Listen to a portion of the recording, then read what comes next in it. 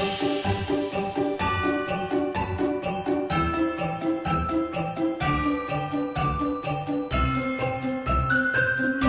it's Rana, and I am here today with a layout I'm doing for Woodgrain in Winter.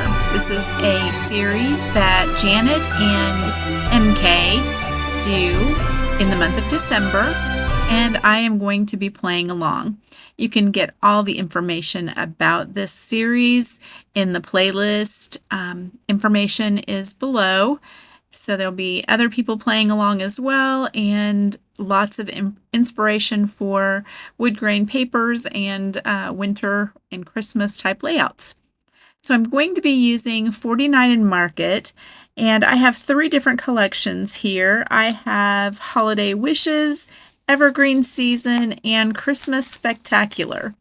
And I'm going to probably be using that along with the wood grains that I showed you. I have some from Simple Stories and some from Memory Place. The ones I'm using today are from Memory Place. And the, let's see. Okay, I'm going to tear some paper and just add a little accent on both sides of my layout. The photos are from my youngest daughter and her family. These are photos that they took at the Christmas tree farm, and they are on their Christmas cards this year, and so that's going to bring in my title, which will be Christmas Wishes. And I thought they were kind of fun, so I love how they turned out. I wanted to really highlight the photos, so minimal embellishing, and the photos are printed pretty large. I believe the one of Hudson kissing his sister is 5 by 5, and then probably the other one is like 3.5 by 5, I believe. So I'm using some of the washi tape from the Holiday Wishes collection. I still have a lot of that, and I really like how it worked on this wood grain, and I thought it was perfect for these pictures. So I'm going to get a little bit of that used up, and the paper is from Evergreen Season, and I bought 2 packs of that, the just more solid. And then I also have the collection pack as well. I didn't use any of that on this layout, but I'll be using it, I'm sure, sometime during this month. So I'll have some more layouts to share. I actually will have another layout to share this week. I believe MK and Janet will be doing layouts 3 times a week during the month of December, and I probably won't have that many. I already have Scrap Lift Crafternoon on Sunday, so I will probably be playing along on the other 2 days because they do one of their layouts on Sunday. So I'll probably shoot for 2 layouts a week. Because I do have a lot of Christmas and winter photos that I'd love to get scrapped this month, but we'll see because it's December and we know how busy we are. So we're going to give that a shot. So I'm going to, on this layout, use the 2 photos where they're on the chair because there's a red blanket in that, and I decided these are going to go in Addie's book. So I'm going to be using some red poinsettias on this, and some other florals I believe that are also red. I'm going to pull those out here. Those are from the laser cut pack.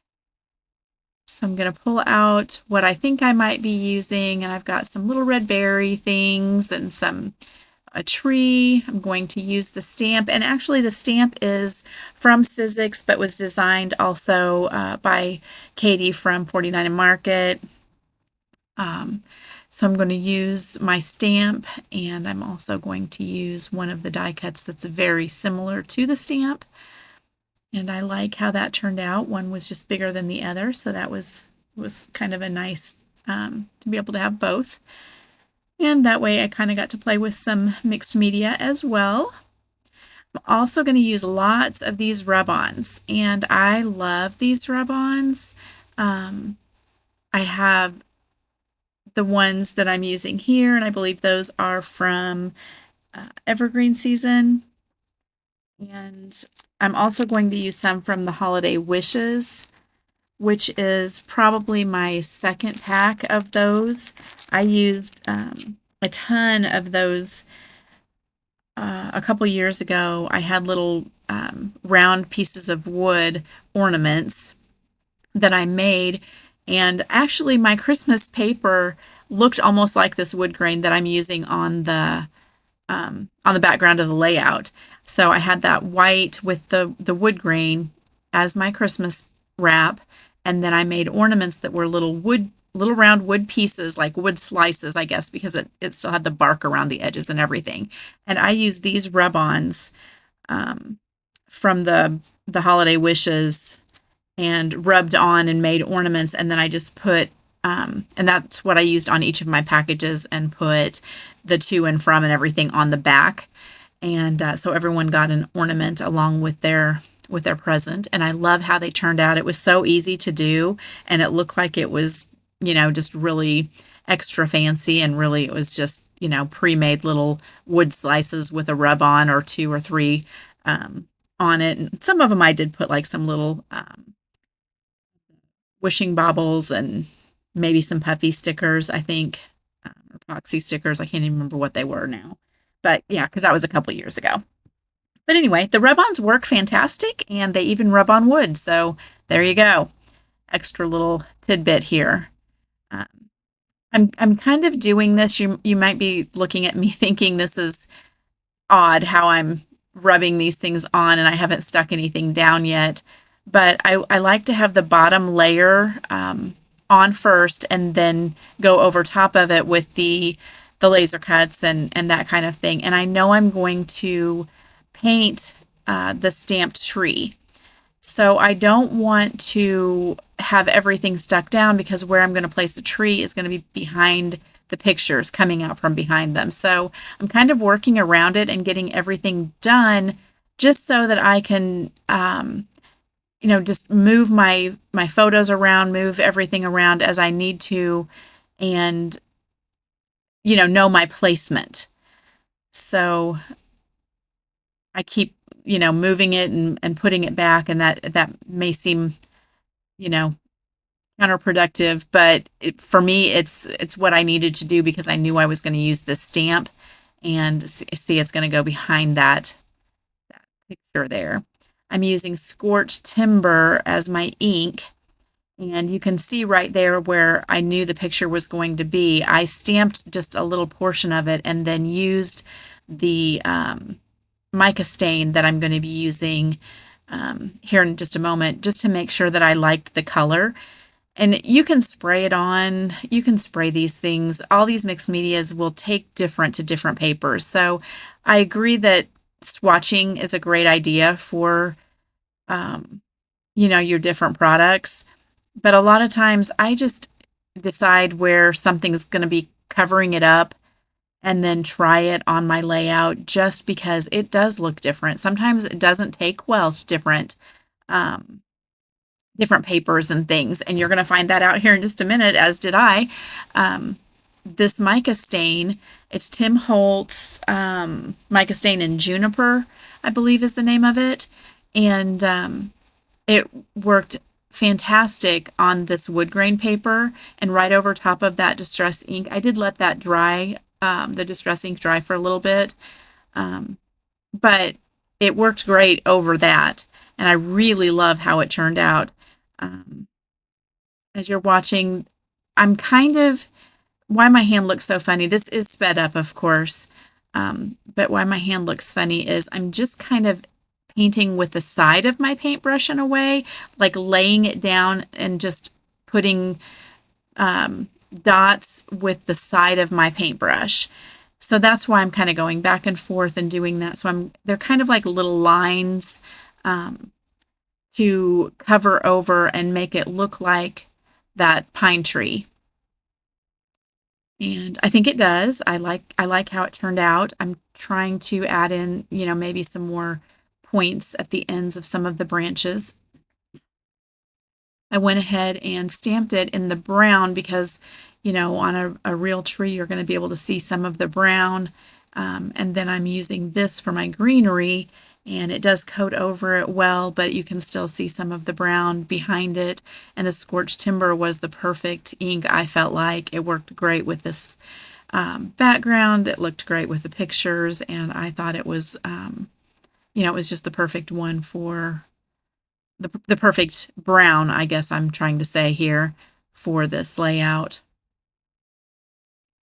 I liked the juniper mica stain because Hudson is wearing a green top, green shirt, and Addie, hers is kind of a gray blue, a beautiful color for these Christmas photos, and I wanted it to kind of have a little bit of a hint of blue, even though the tree I want it to be green, but this is kind of on the blue side, I guess, of green. And that's what I was trying to go for here. So, and here's what I was talking about. So it worked fantastic on that background paper. But then when I'm trying to paint with this mica stain over it, well, it painted on just fine. But when I come back a little bit later, there must be some kind of a coating over these laser cuts because the stain did not take well to it almost like bubbled up a little bit. Not bubbled, I don't, that's not really, it just didn't soak into the paper. So it's sitting on top, I guess would be a better way to say it, because it's not really bubbled up, but it's also not, you know, sinking down into the paper to give me the look that I was really going for.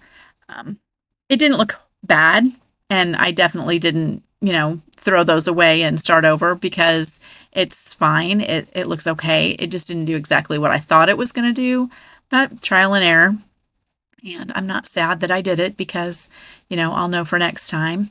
And it did kind of alter the color a little bit to get that bluish tint on the greenery, which is, what I was trying to do. So it's just not exactly what I thought it was going to be, but that's okay. So I'm going to go ahead and kind of just roughly lay them back in, trying not to get my fingers all in the mess. But while I have the mica stain down here, I want to add my splatters. And knowing what a mess I make with splatters, I went ahead and cleared everything off the side of my desk because I end up with this stuff all over everything. Pictures, paper, die cuts, doesn't matter. If it's, anywhere on the top of the surface of the desk, it'll get splattered.